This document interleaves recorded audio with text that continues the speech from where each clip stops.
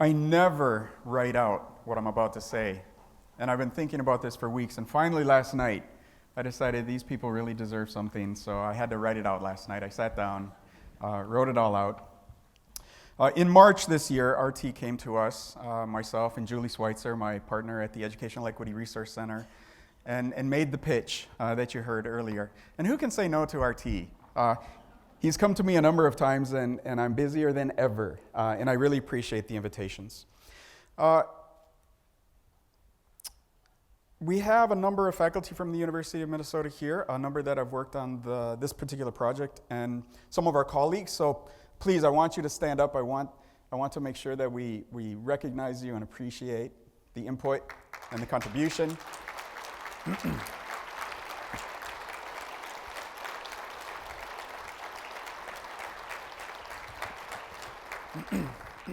These are Minnesota resources, and RT is continually reminding me about that. Julie and I identified a group of faculty and researchers in 6 different units from across the College of Education and Human Development who have devoted their careers, scholarship, and service to addressing educational equity.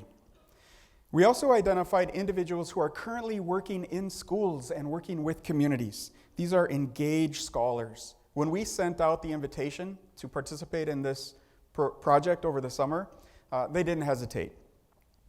And of course, they said, we will contribute. And the report was generated by a diverse group.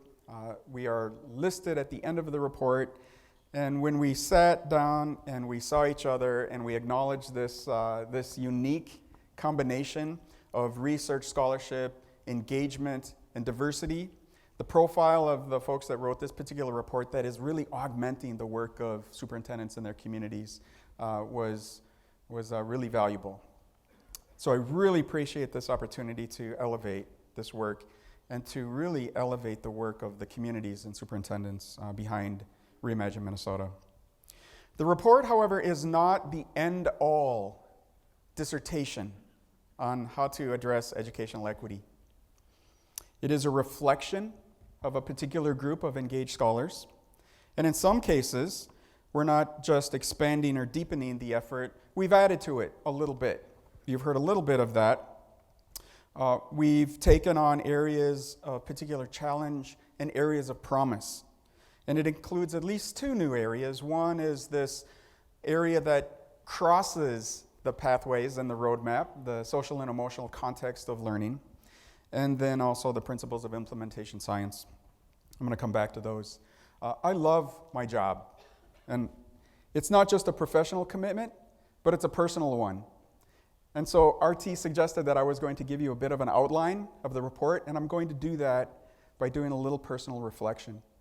Because as I read through the report, I saw myself and my own pathways in much of this report. I still have to pinch myself and do a reality check. I'm a professor at the University of Minnesota.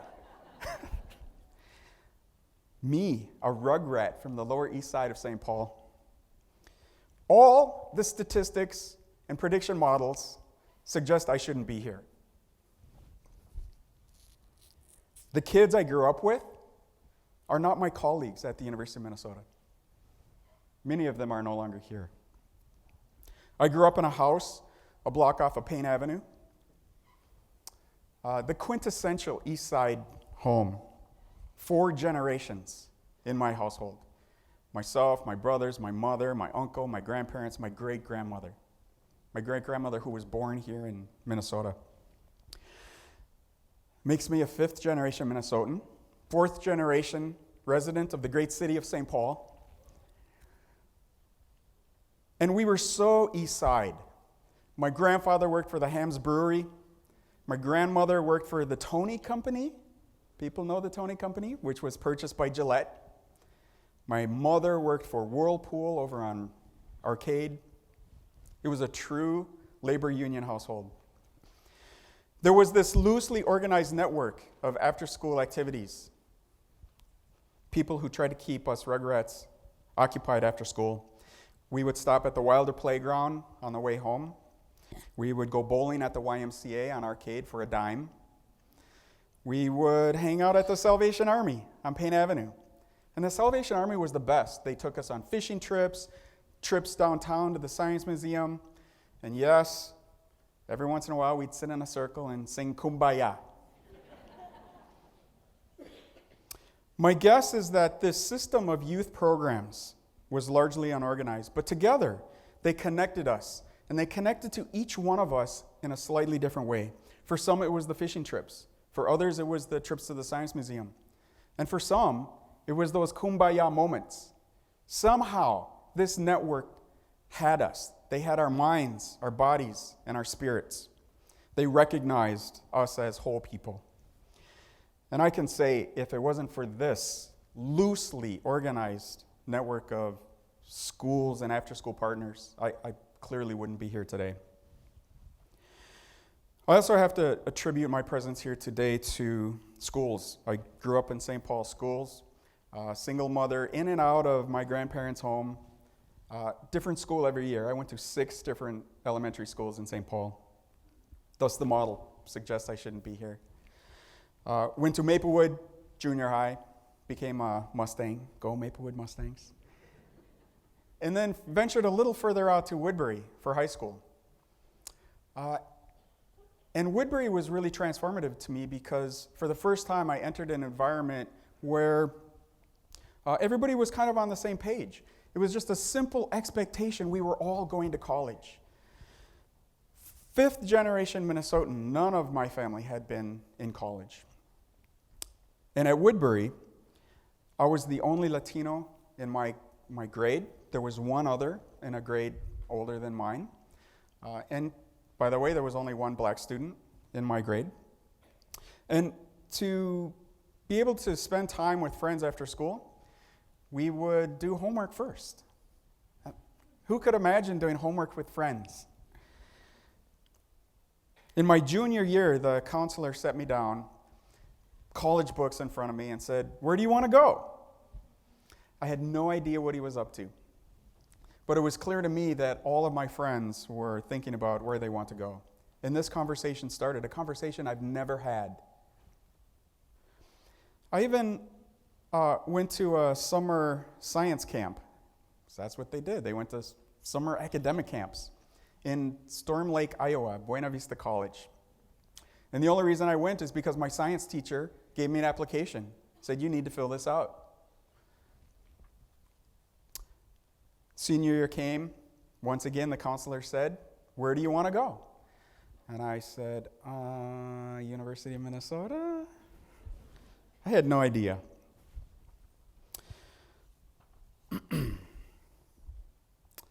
Actually, I did know something about the University of Minnesota, and I knew it was a place to get answers. Because throughout my childhood, my mother regularly called the University of Minnesota. I'd be sitting at the kitchen table after school eating my cookies and milk, and my mother would be on the phone. "My son has a rash on his arm. I'm wondering if calamine lotion will do the job." Another time she'll call the university. "I have this really weird plant growing in my garden, and I'm wondering if I should be worried about it. Is it an invasive weed?" Another question. "What kind of salt is the best for canning pickles?" And one time, I even remember this so specifically, she called the University of Minnesota and said, "I'm taking my kids up north to the cabin this weekend. Are we going to face snow on the way home on Sunday?" And so to me, the University of Minnesota was the place with answers. It was my mother's Google. So when my counselor said, "Where do you want to go?" University of Minnesota, duh. There was no other option for me. These stories are not just taking up my time up here in front of you all. They are reflections on how educational systems may or may not meet the needs of our children and communities. They reflect practices that are equitable and effective because educators make an explicit effort to know students, families, and communities, to set high expectations uniformly, but then be able to back them up with resources and supports. It's not rocket science. With a family in Minnesota since the late 1800s, I have a difficult time going anywhere without running into some family or friends. I was downtown St. Paul for a meeting with a colleague. I think it was Scott McConnell. He's a colleague of ours in special ed. And I ran into a cousin. And the cousin runs up to me and says, "Hey, it's so good to see you. I just ran into your grandmother last week. And she says, she's so proud of you. You're doing such great work in rocket science at the University of Minnesota." And Scott quickly jumped in and said, "Yes, he is. Yes, he is." I am not a rocket scientist. Okay? What I am is a word I don't often say. I'm a psychometrician. And I don't use that word at the dinner table at Thanksgiving. I'm an educational measurement specialist. And I do research and train others in state-of-the-art measurement methods and focus on assessment literacy. And that is how to use assessment information in ways that are meaningful, appropriate, and useful. One of the biggest dangers we have in Minnesota and across the nation is that we continue to use our state tests to define our vision of learning. We cannot allow the state test to define our vision of learning.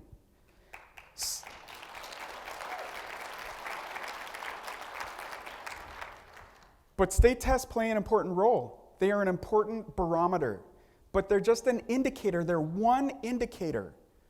There's so much else to quality schools, quality education, quality programming. State tests are not designed to be diagnostic or instructionally informative. They are indicators of the success of the system, not the success of our students. I know that we can create assessment activities that engage all students in the subject matter, because I do some of this work.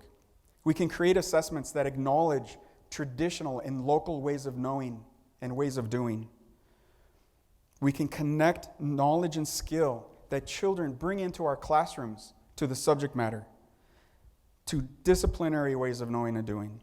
Mathematical, scientific, historical, literary ways of knowing and doing can be explored in traditional and culturally relevant ways. In fact, they already are. It's just that the traditional and cultural bases for many disciplinary knowledge and practice frameworks are based on a privileged majority cultural perspective. And we have some examples of how these kinds of practices are currently taking place in schools in Minnesota. I'm going to give you a few examples. Anishinaabe Academy in Minneapolis. We have some Minneapolis folks here. Anishinaabe is a place where children regularly experience trauma. And when there's one trauma in a family, the entire school and community feels it. The teachers struggle there to try to figure out how to make academic subject matter relevant in such a challenging environment. So they've explored the use of themes that are grounded in indigenous traditions in the community. One theme that they use is ricing. Now, many of you probably know Minnesota has a long tradition around wild rice, and many of the students in Anishinaabe have probably never riced, maybe some, but they know the stories, and they know that it's relevant, and they know it's part of who they are. And just think about ricing. It involves mathematics, science, history. It provides many opportunities for reading and writing and storytelling. Indigenous ways of knowing and doing can be utilized and protected in the disciplinary ways of knowing and doing that are targeted by the state's academic standards. Students should never leave class being reminded that their experiences are irrelevant. Students often get the clearest message about what's important in a subject matter by what shows up on the test. So we have to be really careful about what we put on that test. Many of the other practices and frameworks addressed in the report are seen in other schools. Is Northfield here? Northfield. Next week in Northfield, they will have trained a group of student leaders to understand the data that are available to the schools, the academic data, student behavior data, data from the Minnesota Student Survey. These students then will lead a student data summit where students will review the data, talk about the conditions that exist underneath the data, and develop action steps in response to their reviews. This is a strong example of elevating student voice not just to listen to what students have to say, but to engage students as partners. Because who better can help us understand data than the source? St. Paul, Minneapolis, St. Cloud, Sartell, St. Stephen, Sauk Rapids, Rice, Bloomington, Edina, Lakeville, Orono, Wayzata, West St. Paul, Mendota Heights, Egan, Princeton, Anoka Hennepin, Hopkins, Osseo, and many others are doing deep dives into social and emotional learning assessment data, partially from the Minnesota Student Survey, but also from surveys that are generated locally. These data contain student voice, and we need to do a better job of listening and engaging. These schools explicitly acknowledge that students are young people, not only developing cognitively, which is really what we focus on in schools, cognitive development, but our young people are developing socially, personally, culturally. They're developing personal identities. Cognitive and identity development co-occur. They are intertwined. And we cannot ignore one if we hope to be successful with the other. Richfield Schools is experimenting with ways to engage families in science programming. Students, families, and teachers are learning from each other. Is Richfield's here? I know I saw a few.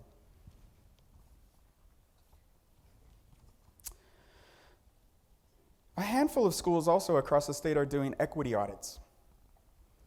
And they're exploring the role of leadership in supporting and creating an appropriate and supportive climate in schools. But I have to be honest with you. Some schools do equity audits, and those audits go in a file drawer. It's not enough to do an equity audit. We have to create an engagement team around it. RT talked a little bit about implementation science. We need to manage our work. It has to be actively managed. In the report, we talk a little bit about an implementation team. And that team has to be realistic, and it has to engage the key partners who make this work happen. Our school leaders, staff, our students, families, and communities. That team has to actively manage our work. I was asked to do a brief introduction to the report, to review key points. You should read the report, reflect on how it speaks to the work in your schools and communities, but also acknowledge that schools cannot do this work alone. It mystifies me why we only hold the Department of Education accountable for school outcomes, educational outcomes in Minnesota. Why not landlords and housing authorities? Stable housing has a direct impact on educational outcomes. Why not the Department of Transportation? Since we know that in the Twin Cities, the majority of chronic absenteeism is due to limited transportation. Instead, we criminalize parents because their children miss the bus and can't get to school. What about the Department of Employment and Economic Development? Health and Human Services, Public Safety and Corrections. All state agencies in Minnesota, in some way, engage in public policy making and programming that either supports or undermines educational outcomes. And then there's us at the University of Minnesota. Those of us that are engaged in this work through our scholarship, teaching, and outreach. Quite frankly, not all of us are. And I'm kind of glad, because we need people to do the real basic research, to just focus and get it done. And then we need those translational researchers to promote that work, to practice, and to engage in our communities and scholarships. But I often wonder, why is the university not the first place you call when you have a question? My mother did. We are happy to be here, to be engaged in this work. We take seriously the land-grant mission of the University of Minnesota, your resource. Call on us. We have multiple avenues.